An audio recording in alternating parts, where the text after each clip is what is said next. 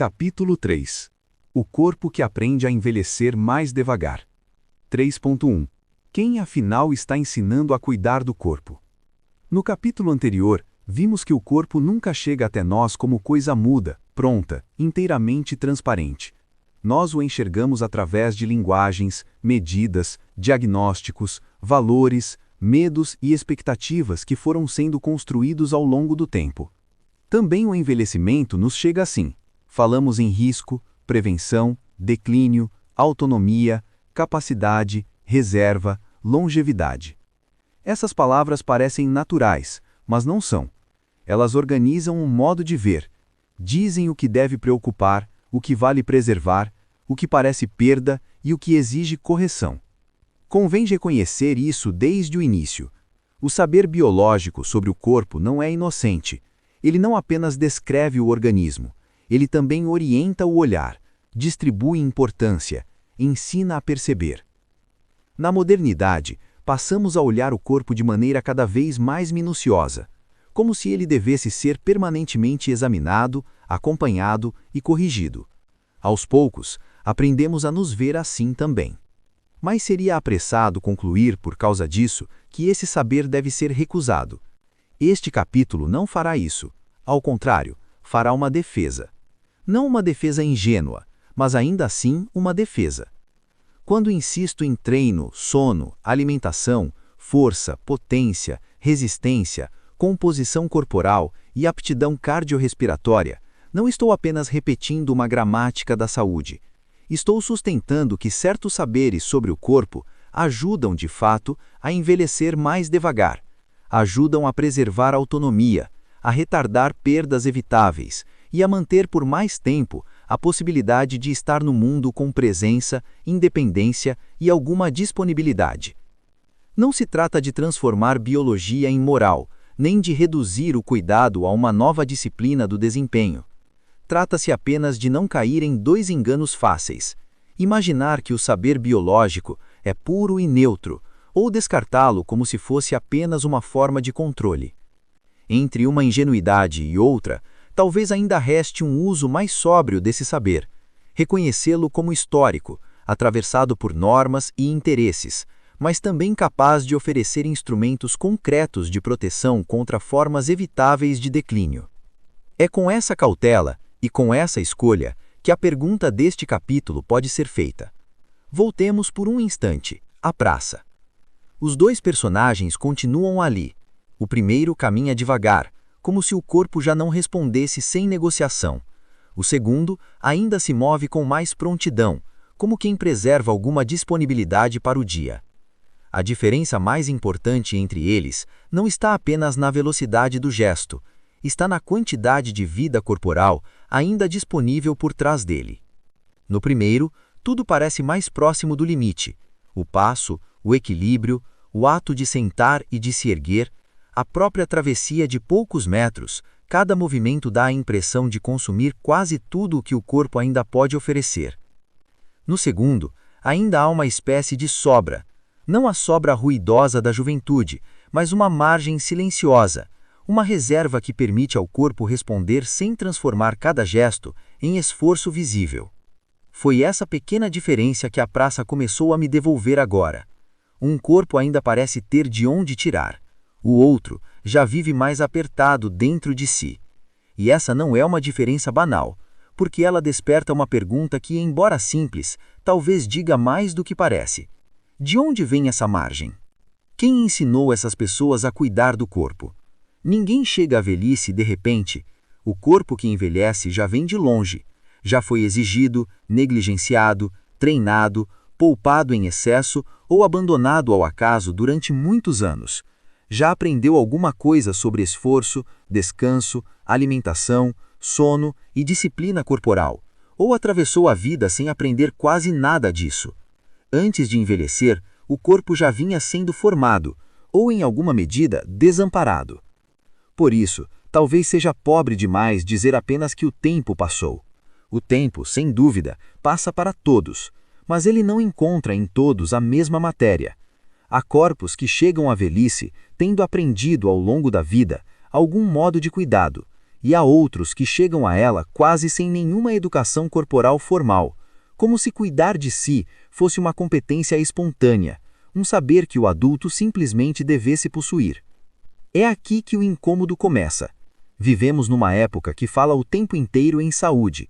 Fala-se em atividade física, qualidade de vida, bem-estar, prevenção, longevidade, autocuidado. O corpo ocupa o centro do vocabulário do presente, e, entretanto, isso não significa que tenhamos nos tornado uma sociedade efetivamente educada para cuidar dele. A escola, que deveria ser um dos primeiros lugares dessa formação, raramente consegue sustentar esse trabalho com a profundidade necessária. Em muitos contextos, a educação física escolar continua cercada de ambiguidades, rebaixada a um plano secundário, tratada como se fosse menos formativa do que as outras áreas, como se o corpo fosse acessório, como se ensinar alguém a cuidar dele fosse tarefa lateral, quase recreativa, e não parte decisiva da formação humana. Mais tarde, o efeito retorna em silêncio. Muita gente atravessa a infância e a juventude sem aprender quase nada sobre força, resistência, progressão, descanso, recuperação, alimentação ou sono. Aprende talvez a participar de uma aula ou a cumprir uma atividade, mas não aprende a treinar. Não aprende, em sentido forte, que envelhecer começa muito antes da velhice. Talvez uma de nossas falhas mais profundas esteja justamente aí. A pessoa cresce, entra na vida adulta, começa a sentir no corpo os primeiros sinais do desgaste, perde disposição, ganha peso, acumula dores, assusta-se com exames e, de repente, passa a ser cobrada como se soubesse cuidar de si. Mas de onde viria esse saber? Em que momento aprendeu a distinguir movimento de exercício físico, alívio de transformação, gasto de energia de construção da aptidão? Se formos honestos, muitos de nós jamais recebemos essa educação. E quando olhamos ao redor, a impressão desconfortável é que grande parte das pessoas ainda não a recebe. O mundo fala muito de saúde, mas isso não impediu que muita gente envelhecesse e continue envelhecendo sem ter sido verdadeiramente preparada para isso. Alguém poderia dizer que esse vazio foi ocupado, ao menos em parte, por academias, estúdios, centros de pilates, boxes, clínicas e toda sorte de serviços privados voltados ao corpo. E seria simplista negar a importância desses espaços. Muitos acolhem, organizam alguma regularidade, aliviam dores, melhoram o humor, oferecem convivência e produzem experiências reais de cuidado. O problema, porém, está em outro ponto. Em muitos casos, o que se oferece permanece mais no plano do alívio do que no da transformação. A pessoa passa anos frequentando academia, clínica de pilates ou algum programa corporal e ainda assim o corpo pouco muda naquilo que mais importa para envelhecer. A dor pode diminuir, o bem-estar pode melhorar, a sensação de cuidado pode tornar-se parte da rotina, mas isso não significa, necessariamente, ganho expressivo de força, potência, capacidade cardiorrespiratória, composição corporal ou reserva funcional. No fundo, o organismo permanece quase no mesmo lugar. Talvez por isso uma cena tenha se tornado tão comum. Pessoas cercadas por serviços, produtos e discursos sobre saúde e ainda assim chegando ao envelhecer com pouca aptidão física, pouca autonomia e pouca reserva corporal. Os espaços crescem, o mercado cresce, as promessas crescem, mas isso não quer dizer que a educação do corpo esteja realmente acontecendo. É nesse ponto que vale lembrar uma velha provocação de João Paulo Subirá Medina, formulada num livro cujo título ainda incomoda. A educação física cuida do corpo e mente. O incômodo está inteiro nessa última palavra. Mente, ali, não sugere que a educação física também cuide da mente, em alguma imagem harmoniosa de formação integral. Quer dizer outra coisa. Quer dizer que mente, que promete mais do que realiza, que anuncia uma formação do corpo que muitas vezes não se cumpre na prática. Quase 40 anos depois, a crítica continua desconfortavelmente viva, talvez porque a pergunta central permaneça sem resposta satisfatória. Quem está realmente ensinando as pessoas a cuidar do corpo? Quem está formando corpos mais aptos a atravessar o tempo? e quem está apenas administrando, aliviando ou adiando os efeitos de uma formação que nunca aconteceu. No fim das contas, é isso que nos devolve a praça com outro olhar. Os dois personagens continuam ali. O primeiro chega ao banco como se o chão lhe cobrasse cautela. O segundo ainda atravessa a manhã com mais prontidão. Ambos envelheceram, mas antes de perguntar apenas o que o tempo fez biologicamente com cada um, talvez seja preciso perguntar também que educação do corpo houve em suas trajetórias, que saberes os alcançaram, que práticas aprenderam a sustentar, que tipo de vida foi sendo afirmado ou abandonado em cada corpo. Só então poderemos voltar ao organismo sem ingenuidade. 3.2 Os dois personagens da praça. Agora olhemos para o modo de viver. Voltemos à praça, mas de outro modo. Até aqui, esses dois personagens já nos ajudaram a pensar muita coisa. No prefácio, fizeram nascer a pergunta deste livro. No primeiro capítulo, ajudaram a refletir sobre espiritualidade, finitude e a maneira como alguém pode permanecer ou retirar-se da vida antes do fim. No segundo, tornaram visível o trabalho da história, das desigualdades, dos dispositivos de poder e das pedagogias que se acumulam no corpo. Agora, porém, é preciso aproximar o olhar de outra maneira. Não porque essas camadas deixem de importar. Ao contrário, continuam ali, sustentando a densidade do problema. Mas neste momento, convém fazer um recorte. Convém olhar para esses dois personagens a partir de uma pergunta mais corporal e mais pedagógica. O que acontece com o envelhecer quando alguém aprende, ao longo da vida, a cuidar do corpo de forma sistemática? E o que acontece quando essa aprendizagem não ocorre, ou ocorre de maneira muito pobre? Imaginemos, então, que o primeiro personagem tenha atravessado as décadas de modo desregrado. Talvez tenha fumado por muitos anos, talvez tenha dormido mal quase sempre, talvez tenha comido como quem apenas suporta o dia, sem grande margem para pensar na qualidade do que ingeria. Talvez tenha passado a vida inteira sem entender o que é treino, sem aprender a lidar com intensidade, recuperação, progressão e disciplina corporal. Pode até ter trabalhado muito, pode até ter sido fisicamente exigido pela vida. Mas ser exigido não é o mesmo que ser educado em uma cultura do treinamento. Imaginemos agora o segundo personagem por outro caminho.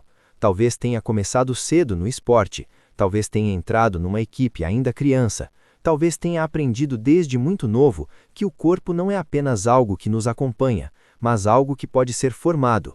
Aprendeu técnica, aprendeu repetição, aprendeu a lidar com o esforço, aprendeu, quem sabe, a suportar a fadiga sem confundi-la com castigo, porque a experimentava no interior de um processo.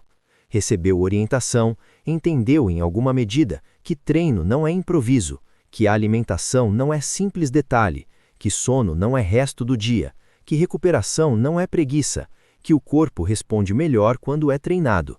Mas há aqui um ponto importante, e ele costuma escapar à nossa cultura apressada. Quem aprende a treinar bem, não aprende apenas a mover o corpo, aprende também a organizar o tempo. Aprende que saúde corporal não depende de uma relação desesperada com a academia. Aprende que não é a quantidade bruta de sessões por si só que sustenta um bom envelhecer, mas a qualidade do trabalho corporal ao longo do tempo. Aprende que volume excessivo pode destruir adesão, produzir desgaste inútil e até encurtar a continuidade do cuidado. Aprende, em suma, que o corpo precisa mais de inteligência sustentada do que de heroísmo passageiro. Talvez isso ajude a compreender por que algumas pessoas permanecem treinando por décadas, enquanto outras entram e saem, prometem, abandonam, retornam, interrompem, desanimam, recomeçam em tom de culpa e logo desaparecem de novo. Não se trata apenas de força de vontade. Em muitos casos, trata-se de educação. Quem nunca aprendeu o corpo como processo, dificilmente sustentará com lucidez uma prática corporal de longo prazo. Os dois personagens envelheceram. O tempo os alcançou, mas incidiu sobre trajetórias corporais muito distintas. Envelhecer não é apenas somar anos, é somar anos sobre um certo tipo de corpo. Um corpo treinado, alimentado, descansado e acompanhado ao longo da vida não envelhece fora da biologia, mas envelhece sobre outra base. Um corpo deseducado, abandonado, improvisado ou cronicamente desorganizado também envelhece, mas o faz com menos reserva, menos margem, menos potência para responder ao que vem. É isso que precisamos compreender melhor agora. 3.3 O envelhecer chega para todos, mas não chega do mesmo modo. Há uma verdade simples e incontornável. Todo corpo envelhece. A velhice não é um acidente da existência humana, faz parte dela. Ninguém escapa por ter sido cuidadoso, disciplinado, forte ou bem orientado. O corpo, cedo ou tarde, muda. A força já não é a mesma. A recuperação já não é a mesma. A velocidade já não é a mesma. O fôlego já não é o mesmo. Mas seria um erro parar aí. Porque, se todos envelhecem, nem todos envelhecem da mesma maneira. A universalidade do processo não elimina a desigualdade de suas manifestações. O envelhecer chega para todos, sim, mas não chega no mesmo ritmo, com a mesma intensidade, nem com o mesmo impacto sobre a vida cotidiana. Talvez a imagem mais importante aqui seja a da reserva. Um corpo que atravessou décadas desenvolvendo força, coordenação, condicionamento cardiorrespiratório, potência, massa muscular, bons hábitos alimentares, sono adequado e certa inteligência de treino, constrói para si uma espécie de margem. Quando o envelhecer se instala, ele não encontra um organismo intocado, encontra um organismo mais preparado para perder sem desabar imediatamente. A perda existe, sem dúvida, mas há de onde perder. Já um corpo que atravessou a vida sem treino, com pouco descanso, má alimentação, tabagismo, sedentarismo ou desorganização crônica, não entra na velhice do mesmo lugar. O tempo, nesse caso, encontra um organismo com menos folga, menos base, menos patrimônio corporal acumulado, e isso altera profundamente a experiência concreta de envelhecer. Talvez por isso alguns cheguem à maturidade final ainda capazes de sustentar o próprio peso com relativa dignidade física, enquanto outros parecem ter sido empurrados mais cedo para a margem da dependência. Não porque um deles tenha vencido a biologia e o outro fracassado diante dela. Esse vocabulário empobrece demais o problema. O que se pode dizer com mais sobriedade é que a biologia não opera sobre corpos iguais. O envelhecer incide sobre organismos que trazem histórias distintas de formação, desgaste, cuidado e abandono. Dizer isso pode soar duro, sobretudo numa cultura tão acostumada a oscilar entre fatalismo e culpa, mas talvez seja melhor dizê-lo com franqueza. O envelhecer não é apenas destino, ele é também, em parte, resultado da forma como alguém viveu, ou da forma como lhe foi possível viver. E aqui a honestidade continua exigindo cuidado. Essa frase não autoriza moralismo simplista. Nem tudo depende do indivíduo. Desigualdades, contextos, sofrimentos, acessos e impossibilidades reais interferem enormemente no modo como alguém cuida do corpo. Ainda assim, reconhecer essas condicionantes não deveria impedir a afirmação de algo essencial. Certas formas de vida protegem melhor o envelhecer do que outras. É justamente aqui que faço uma defesa mais nítida de um certo tipo de envelhecimento, aquele que preserva melhor a autonomia e a possibilidade de permanecer de pé diante da vida. Não há neutralidade nisso, há uma escolha, e talvez seja mais digno assumi-la do que escondê-la sob a máscara de um discurso supostamente objetivo. 3.4 O que envelhece no corpo? Se quisermos compreender melhor a diferença entre os personagens da praça, talvez seja preciso fazer uma pergunta mais direta. Afinal, o que envelhece no corpo? Às vezes, quando se fala em envelhecimento, a imaginação corre logo para a aparência. Pensa-se nas rugas, nos cabelos brancos, na pele, na postura, na imagem geral de alguém que foi alcançado pelo tempo. Tudo isso faz parte, sem dúvida, mas o envelhecimento corporal é mais fundo do que aquilo que se vê no espelho. O que envelhece não é apenas a superfície do corpo. Envelhecem também os sistemas que mantêm o movimento, o equilíbrio, o fôlego, a força, a disposição e a própria estabilidade do organismo. Isso importa porque muitas vezes o envelhecimento começa a aparecer antes como sensação do que como diagnóstico. A pessoa percebe que está mais cansada para subir uma escada, que recupera o fôlego mais devagar, que se levanta da cadeira com mais esforço, que carrega compras com menos facilidade, que passa a evitar certos deslocamentos, que sente o corpo mais pesado, mais lento, menos disponível.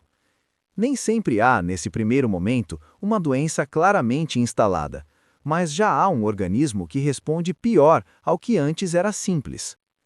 Em termos gerais, envelhecer é isso. O corpo vai perdendo, aos poucos, eficiência, margem de segurança e capacidade de resposta. Não costuma acontecer de uma vez, quase sempre acontece devagar, e justamente por isso esse processo muitas vezes se instala em silêncio. Quando a pessoa se assusta com a perda, quase sempre está apenas percebendo tardiamente algo que já vinha se formando há anos. Uma parte importante dessa história está no sistema músculo-esquelético. Com o passar do tempo, tendemos a perder massa muscular, força e, de modo ainda mais importante, potência, isto é, a capacidade de produzir força com rapidez. Essa perda aparece em situações muito comuns: levantar-se de uma cadeira sem apoiar as mãos, subir um lance de escadas, reagir a um tropeço, atravessar a rua com mais agilidade, mudar de direção sem medo de cair. Em muitos casos, a diferença entre alguém que tropeça e se recompõe e alguém que tropeça e cai está justamente aí, na velocidade com que o corpo consegue responder. Mas não é só o músculo que envelhece. O sistema cardiovascular também muda. O coração e os vasos já não oferecem a mesma eficiência de antes, e isso aparece no corpo inteiro. O esforço começa a custar mais. Caminhadas que antes pareciam simples passam a cansar. A recuperação depois de uma subida ou de uma tarefa mais exigente demora mais. O fôlego encurta, a disposição diminui. Aos poucos, a pessoa vai se adaptando a um raio menor de vida, sem perceber claramente que está se adaptando.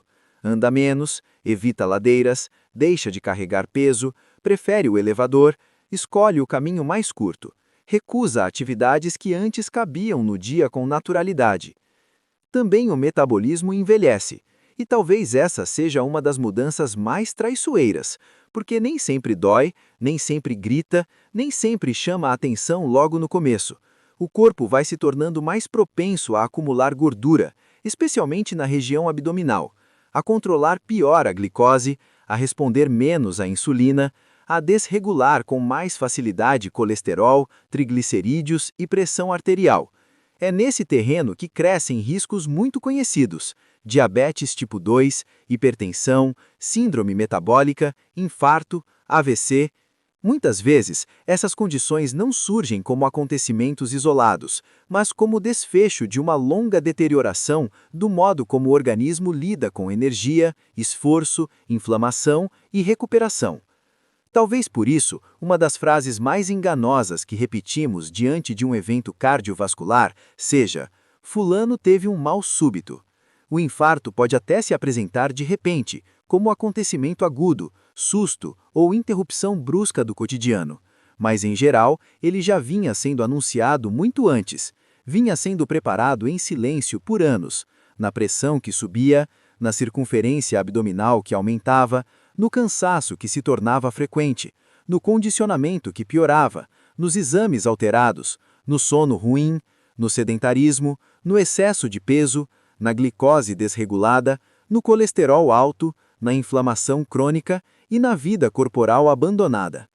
Por isso, quando falamos em envelhecer mal, não estamos falando apenas de dor, de lentidão ou de perda de força.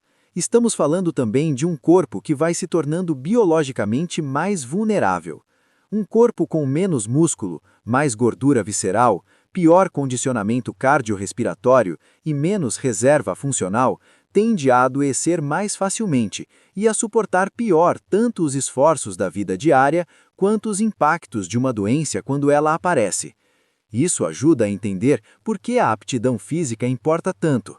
Um corpo mais apto não é apenas um corpo que faz mais coisas, é também um corpo que se protege melhor. Mais massa muscular ajuda a controlar melhor a glicose. Melhor condicionamento cardiorrespiratório reduz risco cardiovascular. Mais força e mais potência protegem contra quedas, imobilidade e perda precoce de autonomia.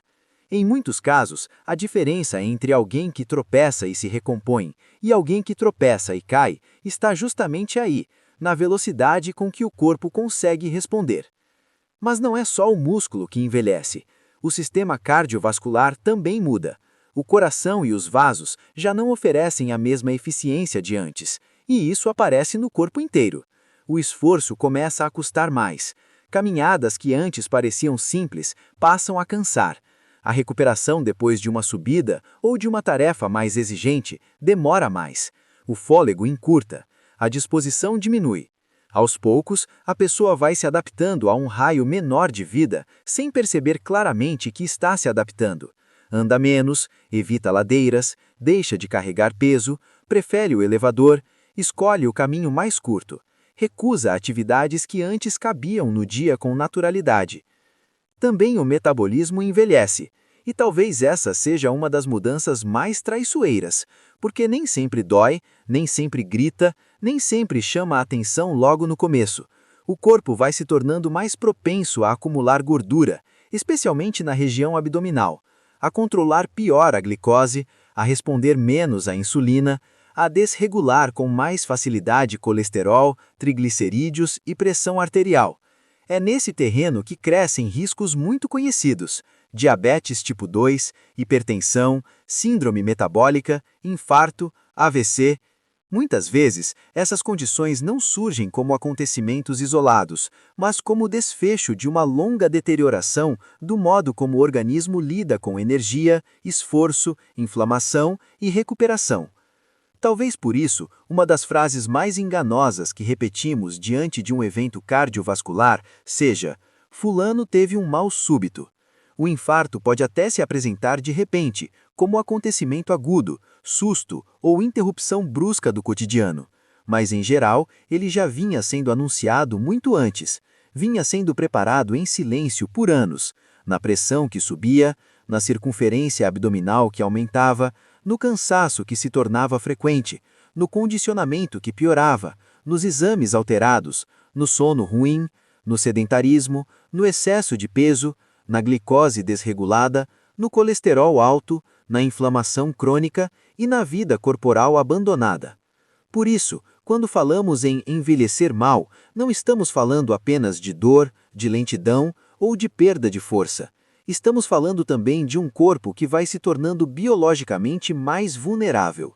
Um corpo com menos músculo, mais gordura visceral, pior condicionamento cardiorrespiratório e menos reserva funcional tende a adoecer mais facilmente e a suportar pior tanto os esforços da vida diária quanto os impactos de uma doença quando ela aparece.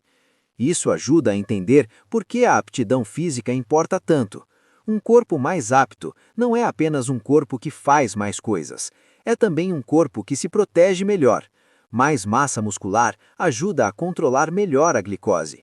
Melhor condicionamento cardiorrespiratório reduz risco cardiovascular. Mais força e mais potência protegem contra quedas, imobilidade e perda precoce de autonomia. Em muitos casos, a diferença entre alguém que tropeça e se recompõe e alguém que tropeça e cai está justamente aí, na velocidade com que o corpo consegue responder. Mas não é só o músculo que envelhece.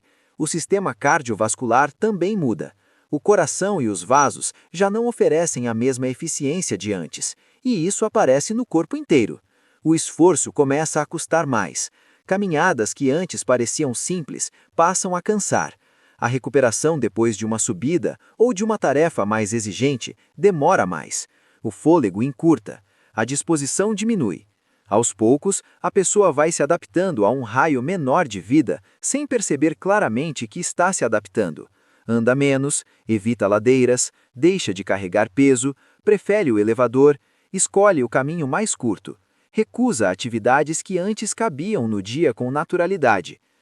Também o metabolismo envelhece, E talvez essa seja uma das mudanças mais traiçoeiras, porque nem sempre dói, nem sempre grita, nem sempre chama a atenção logo no começo.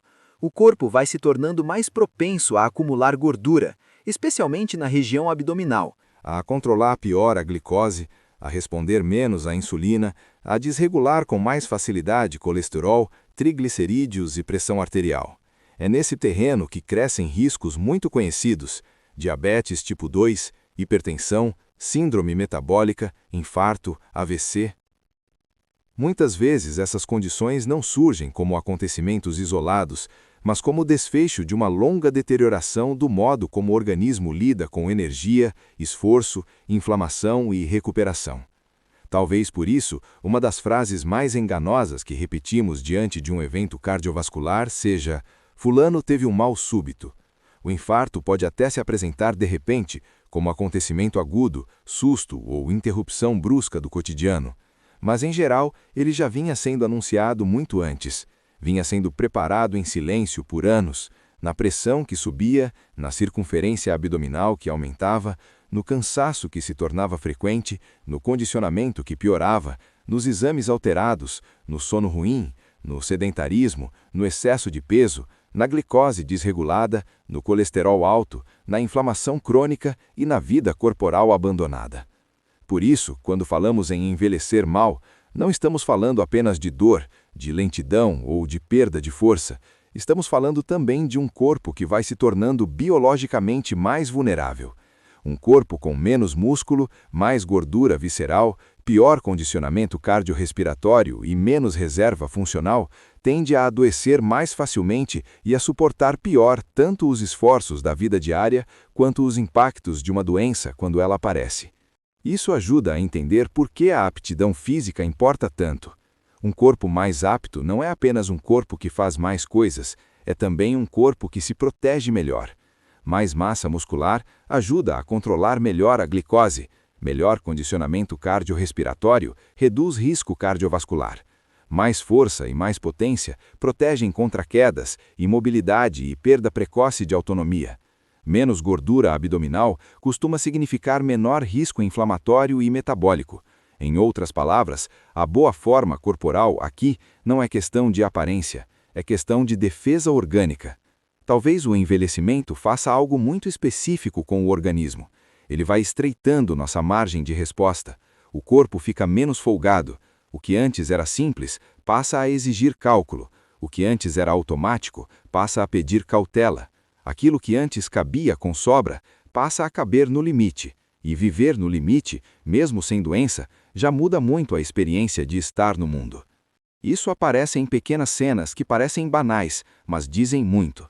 Levantar do chão, brincar com um neto e depois conseguir se erguer sem dificuldade, pegar um ônibus com pressa, carregar sacolas do mercado, subir 2 andares porque o elevador estragou, dormir mal uma noite e ainda assim funcionar no dia seguinte, recuperar-se de uma gripe sem passar semanas abatido, sustentar uma viagem, um passeio mais longo ou uma manhã inteira de compromissos sem sentir que o corpo cobra tudo de volta.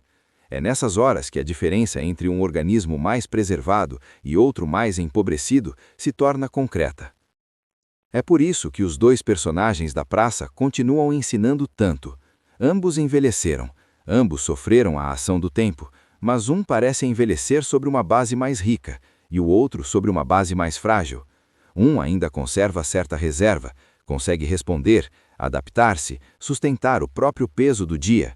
O outro parece viver mais apertado dentro do próprio organismo, como se qualquer existência já estivesse muito perto do limite. No fundo, é disso que falamos quando falamos em envelhecer bem ou mal.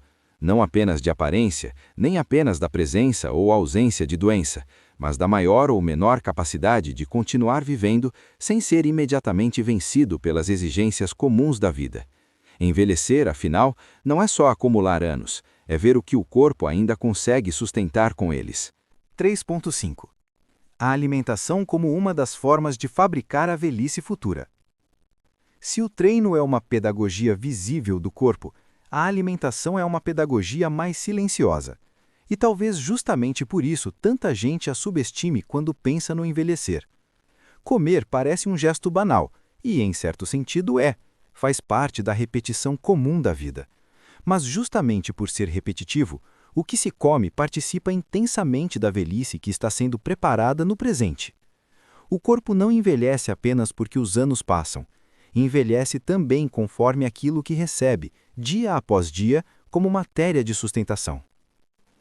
A alimentação pode ser tratada sobretudo como saciedade, prazer imediato, controle de peso ou, no máximo, disciplina estética.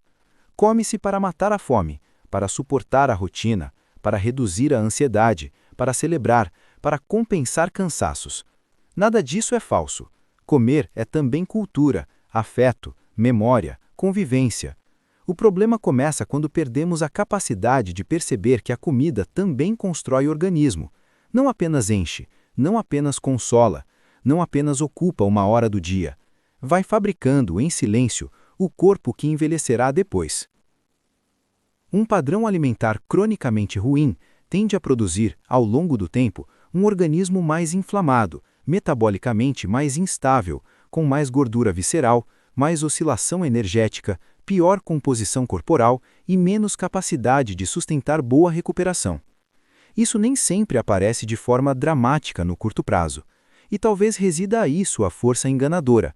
Comer mal raramente destrói num gesto, vai desgastando aos poucos e empobrecendo o fundo biológico da vida. No meu livro anterior, Jornada Ativa, um guia para construir e preservar o hábito de treinar e cuidar do corpo, já indicava que o organismo vive sob desafio permanente, ainda que de modo silencioso, e que os prejuízos do estilo de vida ruim tendem a vir em parcelas sucessivas. A alimentação participa exatamente disso. Não costuma anunciar de uma vez tudo o que prepara, mas prepara. Voltemos à praça. É razoável imaginar que os dois personagens não se diferenciem apenas por treino ou sedentarismo.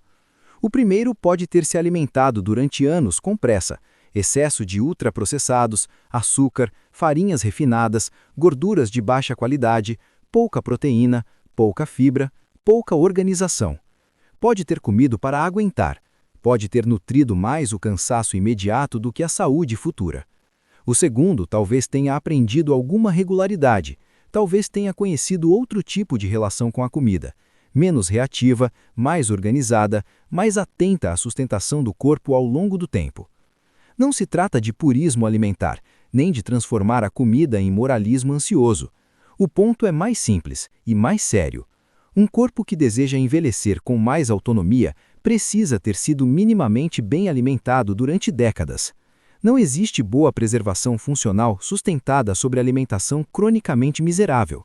Não existe treino bem aproveitado sobre base nutricional continuamente ruim. Não existe boa velhice corporal quando o organismo é alimentado de modo a inflamar-se e empobrecer-se sem cessar. É por isso que a alimentação precisa ser tratada como parte da educação do corpo, não apenas como estratégia de emagrecimento ou de aparência, como uma das formas concretas de decidir que corpo estamos ajudando o tempo a encontrar no futuro. 3.6. Sono. O que uma sociedade cansada faz com o envelhecer. Talvez poucas coisas digam tanto sobre o nosso tempo quanto a forma como dormimos, ou deixamos de dormir. Vivemos cansados, mas não apenas cansados no sentido comum da palavra. Vivemos atravessados por uma espécie de exaustão difusa, contínua, que se tornou quase norma. Trabalha-se muito, pensa-se muito, corre-se muito, preocupa-se muito, conecta-se demais, desliga-se de menos. O dia se prolonga em telas, notificações, demandas, ruídos, culpas e uma dificuldade crescente de realmente repousar. Mas talvez ainda não tenhamos percebido uma consequência corporal importante disso. Uma sociedade cansada envelhece pior. O sono não é intervalo insignificante entre duas fases úteis do dia. Ele é uma das condições mais fundamentais de preservação do organismo. É no sono que processos de recuperação, regulação hormonal, reparação tecidual, organização metabólica e consolidação de adaptações acontecem de maneira decisiva. Um corpo que treina e não dorme bem compromete parte importante do que poderia ganhar com o treino. Um corpo que já envelhece e ainda vive cronicamente mal dormido acelera o desgaste, piora a disposição, reduz a recuperação, desorganiza o apetite, compromete o humor e se torna mais vulnerável. Talvez seja por isso que o sono precise entrar neste capítulo não como detalhe complementar, mas como um de seus centros. Dormir mal por muitos anos não é apenas ficar mais irritado ou menos atento no dia seguinte, é ajudar a construir uma velhice mais cansada, menos apta, menos regulada, menos capaz de sustentar treino, lucidez e vitalidade cotidiana. Há algo ainda mais inquietante aqui. Numa cultura tão fatigada, o cuidado tende a ser reinterpretado apenas em chave terapêutica. Exercita-se para suportar, dorme-se para não colapsar, descansa-se para voltar a funcionar. Tudo isso contém verdade, mas talvez essa verdade venha, muitas vezes, acompanhada de um empobrecimento, como se o horizonte inteiro do cuidado tivesse sido reduzido à tentativa de suportar uma vida exausta. O sono, então, deixa de ser uma forma robusta de educação do corpo e passa a ser tratado apenas como recurso para não enlouquecer. Isso não é pouco, evidentemente, mas talvez ainda seja insuficiente, porque um bom envelhecer exige mais do que suportar o presente sem desabar. Exige formar um organismo capaz de atravessar o tempo com mais qualidade, e isso inclui dormir como quem cuida do corpo que deseja ainda habitar com dignidade amanhã. 3.7 Atividade física não é exercício físico. Talvez uma das confusões que mais prejudiquem o envelhecer contemporâneo esteja justamente aqui. Muita gente imagina que estar ativo é o mesmo que exercitar-se. Não é. Atividade física é todo o movimento corporal que aumenta o gasto energético acima do repouso. Caminhar até o trabalho, arrumar a casa, carregar compras, subir escadas, brincar com uma criança, deslocar-se ao longo do dia, tudo isso pode contar como atividade física, e isso não é irrelevante. Seria simplista desprezar a importância de uma vida menos sedentária. Mas exercício físico é outra coisa. Trata-se de uma prática planejada, estruturada, repetitiva e organizada com o objetivo de desenvolver ou manter componentes de aptidão física. A diferença parece simples, mas suas consequências são muito grandes. Uma pessoa pode passar a vida inteira sendo ativa no sentido amplo e, ainda assim, nunca ter aprendido a exercitar-se. Pode cansar-se muito, mover-se bastante, trabalhar de pé, carregar pesos, viver em deslocamento e, no entanto, chegar ao envelhecer sem força, sem potência, sem boa capacidade cardiorrespiratória, sem autonomia física suficiente. Isso acontece porque o corpo não melhora de modo profundo apenas por estar sendo usado, ele precisa ser treinado. Talvez seja justamente esse o caso de muitas pessoas, como exemplifico no primeiro personagem da praça. Trabalharam muito, moveram-se muito, mas nunca treinaram de fato. Gastaram energia sem construir aptidão. O segundo personagem, ao contrário, parece ter conhecido essa diferença mais cedo. Aprendeu a organizar o esforço, repetir com método e dar ao cuidado corporal alguma continuidade. Aqui talvez caiba uma defesa mais firme, ainda que discreta. A categoria do exercício físico, quando compreendida à luz dos princípios do treinamento, deveria ocupar em nossa cultura um lugar tão elementar quanto escovar os dentes, alimentar-se ou mandar uma criança para a escola. Não como heroísmo atlético, não como ritual de performance narcísica, mas como hábito ordinário de sustentação da vida. Ainda não pensamos assim, e talvez isso diga muito sobre a maneira como nossa sociedade trata o próprio envelhecer, como se fosse razoável esperar boa velhice de corpos que jamais foram educados de forma consistente para ela. 3.8 Aprender a treinar. Por que os princípios do treinamento importam para envelhecer? Se o envelhecer não depende apenas da passagem do tempo, mas também da qualidade do corpo que o tempo encontra, então aprender a treinar torna-se uma questão decisiva. E aqui convém dizer algo com clareza. Quando falo em treinamento, não me refiro apenas ao universo competitivo ou ao alto rendimento. Refiro-me a princípios que deveriam fazer parte da educação ordinária do corpo em qualquer vida que deseje chegar mais inteira à velhice. O primeiro desses princípios é a aprendizagem do movimento. O corpo precisa aprender a mover-se bem. Isso vale para a musculação, para a corrida, para a natação, para práticas de resistência, para movimentos básicos da vida. Não basta fazer, é preciso aprender a fazer. Um agachamento, por exemplo, não é apenas dobrar os joelhos e levantar. Exige organização do corpo, estabilidade, amplitude, coordenação e controle. O mesmo vale para correr, empurrar, puxar, levantar e sustentar. Um corpo que não aprende gesto e técnica tende a acumular compensações, ineficiências e desperdício. O segundo princípio é a intensidade. O organismo não melhora porque recebeu qualquer movimento ao acaso. Ele melhora quando é desafiado de modo adequado. Intensidade insuficiente transforma pouco. Intensidade mal colocada também pode desorganizar, machucar ou inviabilizar continuidade. Treinar nesse sentido é aprender a dosar estímulo, aprender o quanto, aprender o como, aprender o para quê. Depois vem a sobrecarga. O corpo só se adapta quando recebe mais do que aquilo a que já está acostumado. Sem algum grau de desafio progressivo, não há motivo biológico para produzir mais força, mais resistência, mais potência, mais condicionamento. É por isso que tantas pessoas passam anos fazendo atividades sem alterar substancialmente a própria aptidão física. Repetem o mesmo, do mesmo modo, no mesmo nível, e o organismo, depois de adaptar-se, simplesmente estabiliza. Mas a sobrecarga sozinha não basta. É preciso recuperação. É preciso compreender que um corpo não se constrói apenas no momento visível do treino. Ele se constrói também no descanso, no sono, na alimentação, na organização da semana e na alternância de estímulos. Nem todo dia deve ser igual, nem todo momento pede a mesma carga, nem todo corpo responde ao mesmo ritmo. Talvez o ponto mais importante seja este: aprender a treinar não é apenas aprender exercícios, é aprender uma relação mais inteligente com o próprio corpo. É aprender a não reduzir cuidado a improviso. É aprender que o envelhecer pode ser profundamente afetado por essa educação. Se este capítulo insiste tanto em uma educação do corpo para o treinamento, é justamente porque sem ela retardamos muito menos os efeitos deletérios do envelhecimento.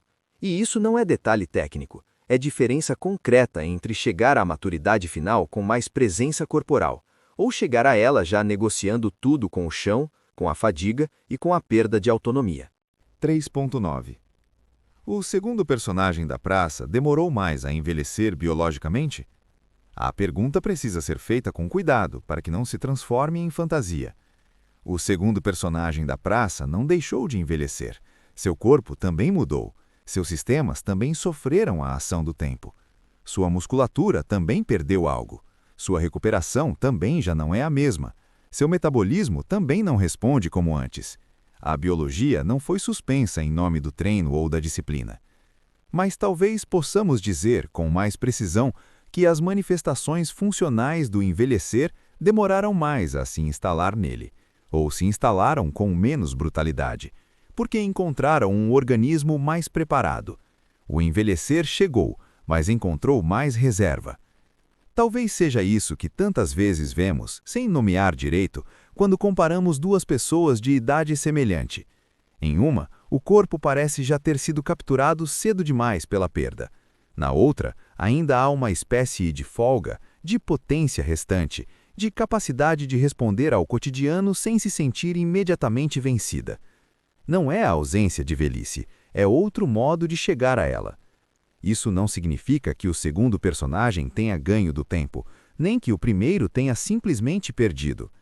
Esse vocabulário empobrece demais a complexidade do envelhecer.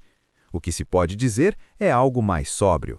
Um corpo educado ao longo da vida parece retardar, em alguma medida, a instalação mais incapacitante de certos efeitos do envelhecimento. E isso já é muita coisa.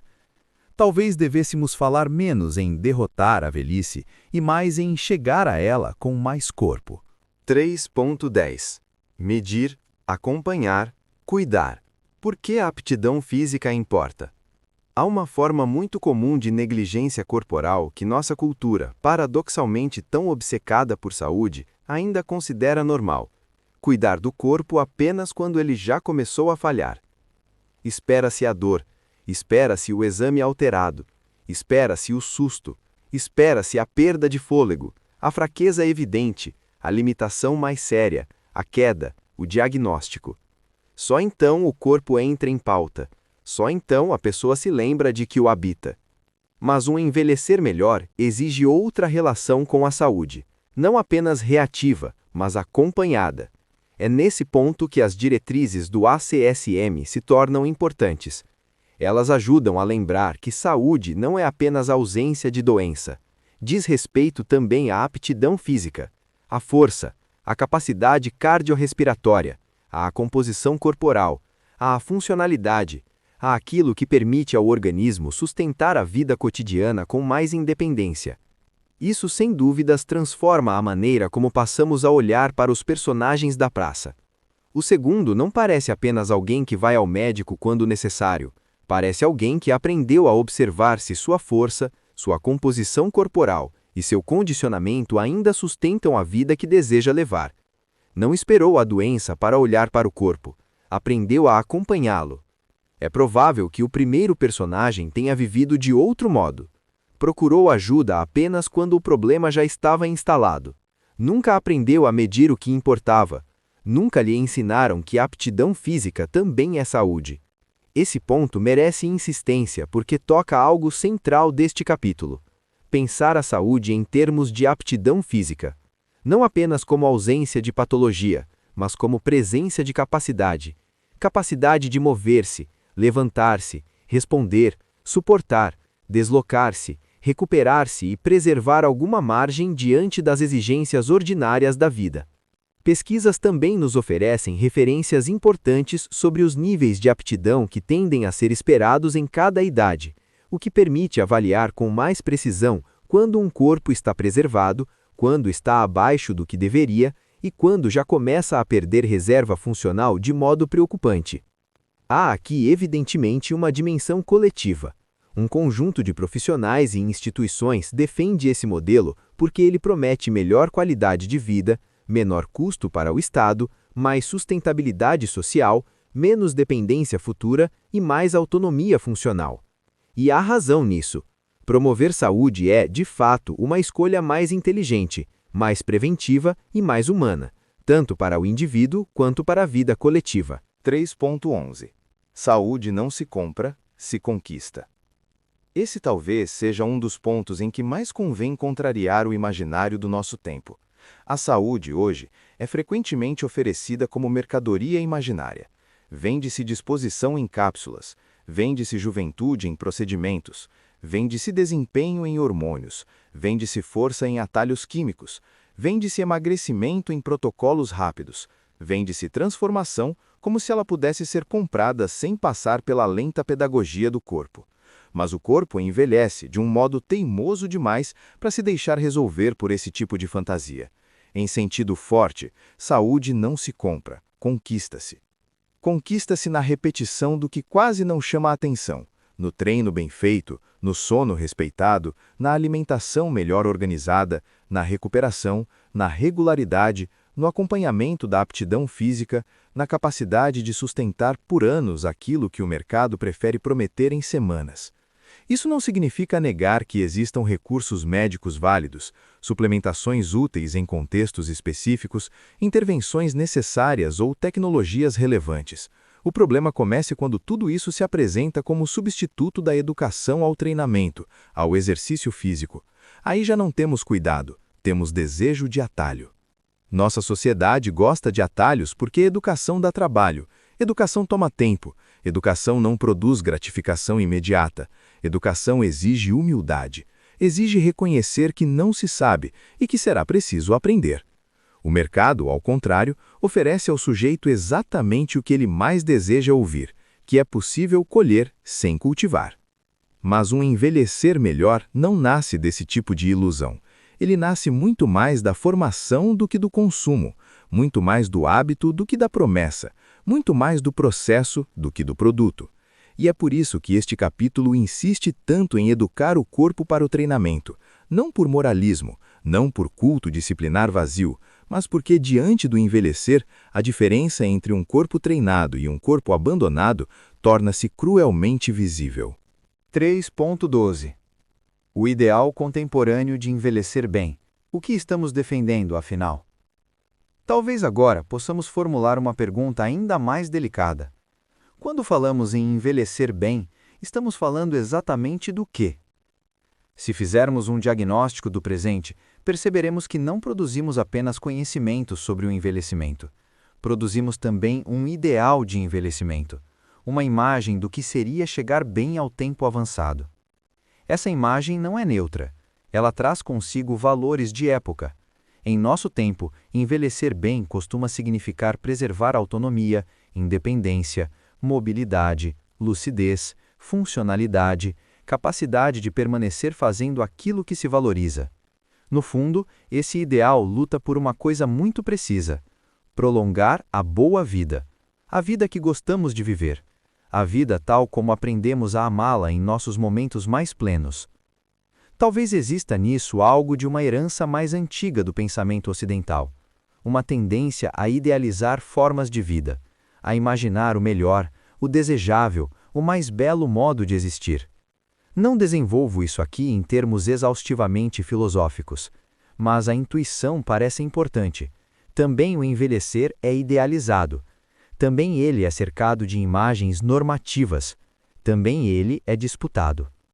Hoje, os símbolos do envelhecer desejável apontam para um personagem que ainda decide por si, anda sem depender tanto dos outros, sustenta o próprio corpo, preserva alguma lucidez, permanece presente.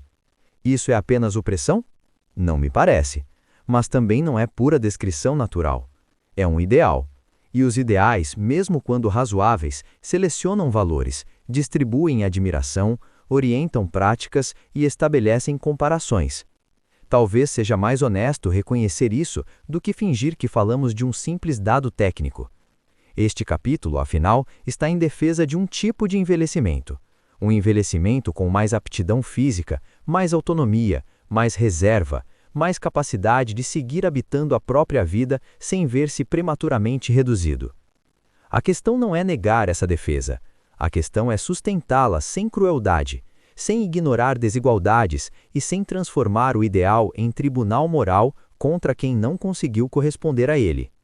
Ainda assim, talvez valha afirmar: se há um ideal contemporâneo do envelhecer, ele diz respeito em grande medida à tentativa de prolongar a vida boa. Não qualquer vida, mas a vida que ainda nos parece digna de ser vivida como nossa. 3.13 E quem não aprendeu isso cedo?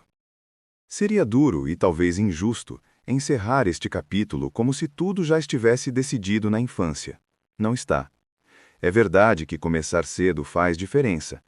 Um corpo educado desde a juventude entra no envelhecer de outro modo.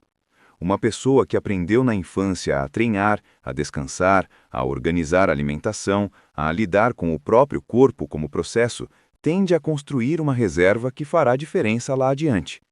Mas também é verdade que o corpo permanece adaptável por muito tempo, e isso precisa ser dito com cuidado e esperança.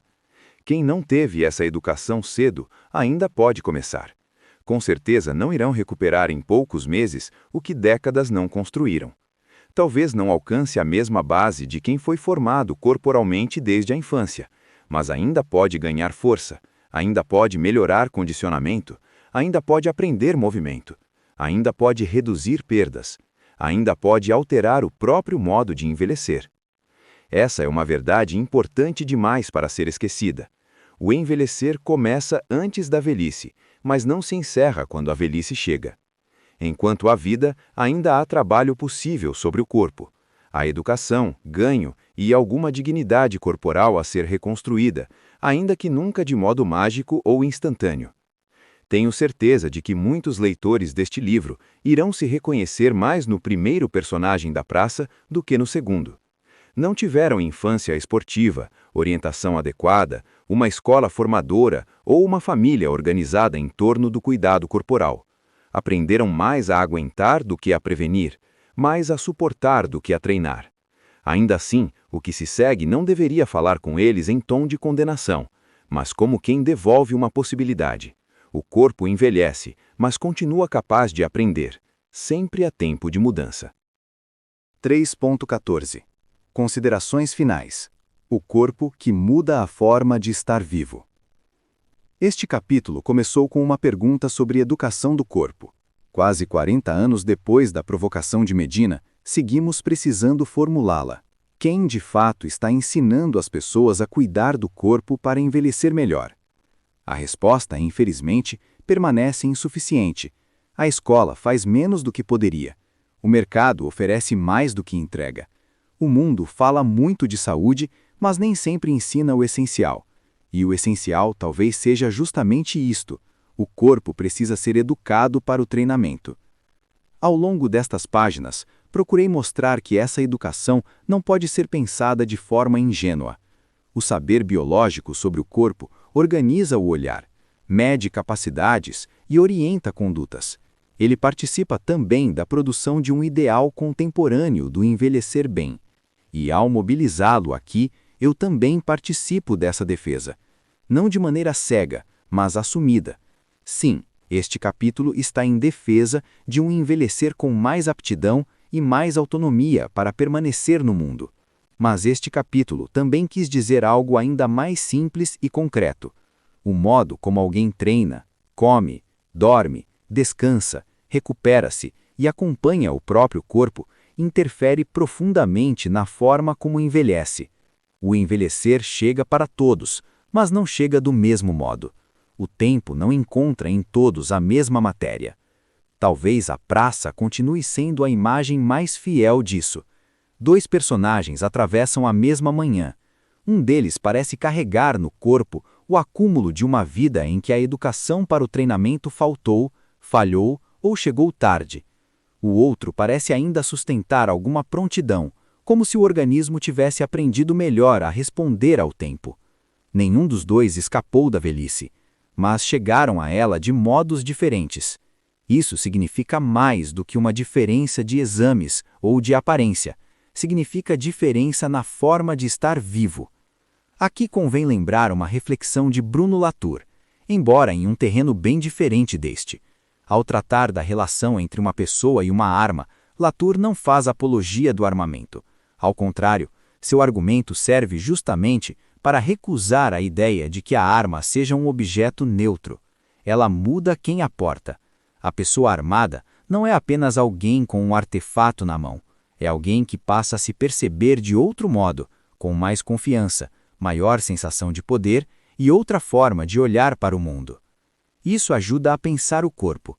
Uma pessoa fisicamente bem não apenas dispõe de mais força, mobilidade ou resistência, ela também se percebe de outro modo, sente-se mais segura, mais apta, mais capaz de agir. E essa mudança interior altera sua relação com o mundo. O corpo, assim, não é apenas algo que temos, é aquilo por meio do qual a vida se torna mais estreita ou mais aberta. Um corpo mais frágil, mais cansado, mais limitado, muda a forma como alguém atravessa o mundo. A pessoa hesita mais, evita mais, recua mais cedo, teme mais, cansa antes. O corpo passa a educar o eu para uma vida mais encolhida. Já um corpo mais forte, mais resistente e mais apto não elimina a finitude, mas muda muita coisa. Muda a disposição para sair, andar, sustentar tarefas, suportar contratempos, permanecer presente. Muda a experiência íntima de capacidade. Muda a relação com a própria existência. O corpo, nesse sentido, não apenas responde à vida, ele ajuda a compor o modo como alguém ainda pode vivê-la. Veja bem, os dois personagens da praça não são apenas dois corpos diferentes. São duas trajetórias, tornada corpo, duas formas de ter vivido, dois modos de ter chegado ao envelhecer. E diante deles, a pergunta deste capítulo retorna com mais peso e mais verdade. Que corpo estamos ensinando o tempo a encontrar em nós?